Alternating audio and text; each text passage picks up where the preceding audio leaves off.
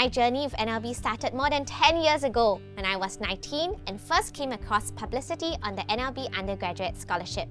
Like many of us, I grew up with fond childhood memories of spending hours learning at the library and really appreciated how libraries were uniquely inclusive spaces.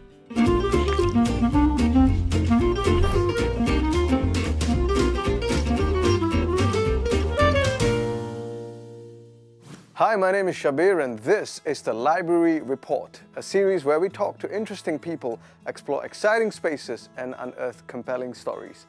In this episode, we talk to an NLB scholar who shares her journey working in the libraries and archives and how she came to help manage the Repositories, a modern-day custodian of Singapore's cultural and historical heritage. Hi, I'm Dawn, the Repositories Manager at the National Library Board. What does a Repositories Manager do? As part of the Resource, Discovery and Management Division, my team and I play a crucial role in preserving and managing the public and private records that Singapore has in our national archives. These records contribute to Singapore's collective memory, and we work hard to ensure that our records are kept safe and secure so that current and future generations of Singaporeans will have access to them. There are many technological features in our archives, but we also use traditional methods to keep them safe. These are some keys guarding the repositories. Can you guess how many there are in total? How many repositories are there and what's in them? If you guess 70, you're right. There are a total of 10 repositories holding the National Archives collection. Our collection ranges from government files, private memoirs, historical maps, building plans and photographs, to oral history interviews and audio-visual materials. In fact, we have over 7 million items in our repositories, with photographs being our largest collection. What is a typical day like for your team? The day usually starts with checking our inventorization system to see if there are any retrieval requests from the archivist. The system provides us with details of the item and its specific allocation. When at the repositories, we monitor and make sure that the temperature and humidity levels are within acceptable range and look out for anything that could potentially damage our collection, like leaks and pests like the dreaded silverfish. Are the repositories just like storerooms? In many ways, our repositories are like very specialized storerooms. A lot of effort has been invested into making sure that we have the right conditions for the storage of our items. Some special design features include environmental control measures, waterproofing, thermal insulation, and ventilation systems.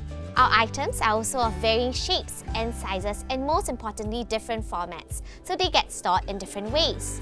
For example, our paper-based records are stored at 19 degrees and at 50% relative humidity, while our film-based records are stored at 16 degrees and at 37.5% relative humidity. Paper-based records are also stored in acid-free archival boxes, which help minimize yellowing and the degradation of paper over time. Where required, these boxes are also custom-made by our colleagues from the Archives Conservation Lab, ensuring that items have a perfect box suited to their unique shape and size. Why is it important to store items in the right condition? Suitable storage helps prolong the lifespan of items within our collection. For example, microfilm, which you see here, when stored properly, has a 500-year lifespan, making it perfect for long-term preservation. However, exposure to moisture and pollutants in the air could result in redox, a condition where there's corrosion of silver in the film. That is why we actually conduct regular redox checks on our microfilm, looking out for small pink, orange, or yellow marks on the film. If signs of redox are spotted, the microfilm must be quickly isolated to ensure that it does not spread to the rest of the collection. Do you have a favourite collection? This is a hard question. As someone who's very interested in design, I guess my favourite collection has to be our posters collection. I really love seeing these vintage designs, especially from the posters from the 1970s and 80s. I also find it very interesting as it gives some insight to Singapore's priorities back then. How have the repositories changed over the years? There's been a lot of changes to how we manage and preserve the collections since the National Archives was established in 1968. Firstly, we now have a digital inventory system, making it more efficient for us to locate and track the movement of our items. Secondly, how our materials are organized has also changed. In the past, we used to have open shelving. Now, most of our collection is stored in these tall compactors, saving space. Lastly, operations have become a lot safer with equipment like the cherry picker, which we use to reach items stored high on the shelves. Many years ago, we actually had to rely on a manual pulley system to retrieve them. Why do we still keep physical archive copies in the digital age? Physical records have intrinsic value as tangible expressions of our culture. Preserving these items helps protect and conserve the unique features that define our Singaporean identity and gives people a sense of connection to the past. One of the most valuable documents we have in our collection is the Proclamation of Singapore, which was signed in 1965 by then Prime Minister Lee Kuan Yew, which declared Singapore as an independent and sovereign state.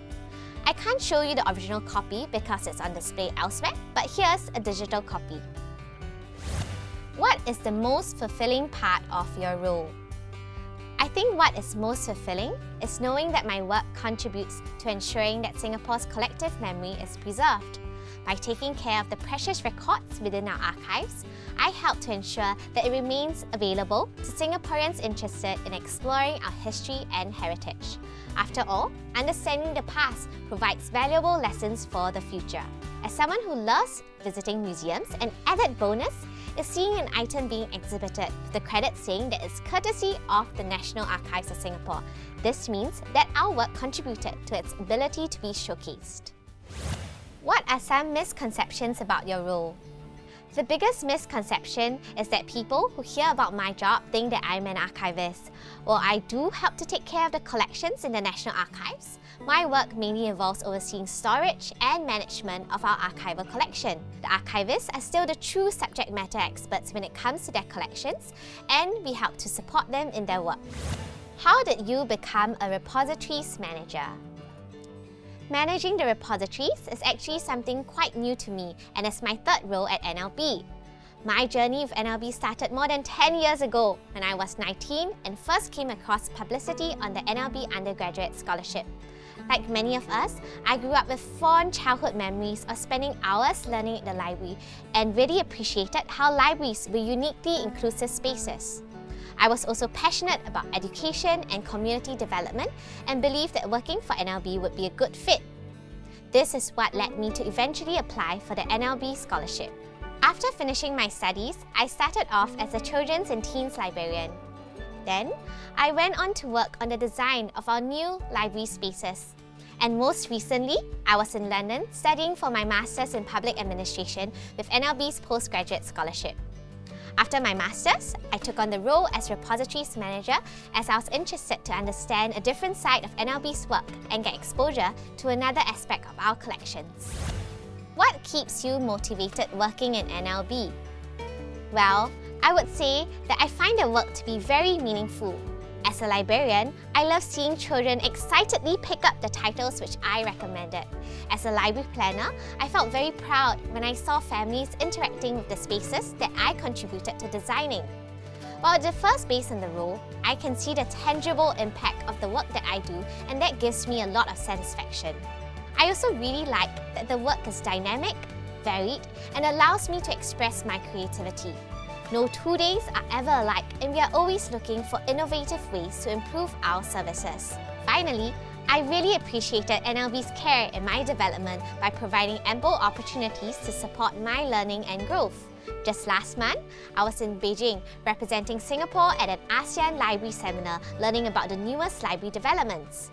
I believe that this focus on growth is especially important for someone beginning in their career like me. What traits does an NLB scholar need to have? I would say that there are two. Firstly, I think it's important to be teachable because after all, NLB is a knowledge organisation. If we want to push for a more knowledgeable nation, then we must first upgrade ourselves and make sure that we have the suitable skills to do our jobs well. Secondly, I think you also need to be adaptable because NLB is a big organisation and there are many different postings available.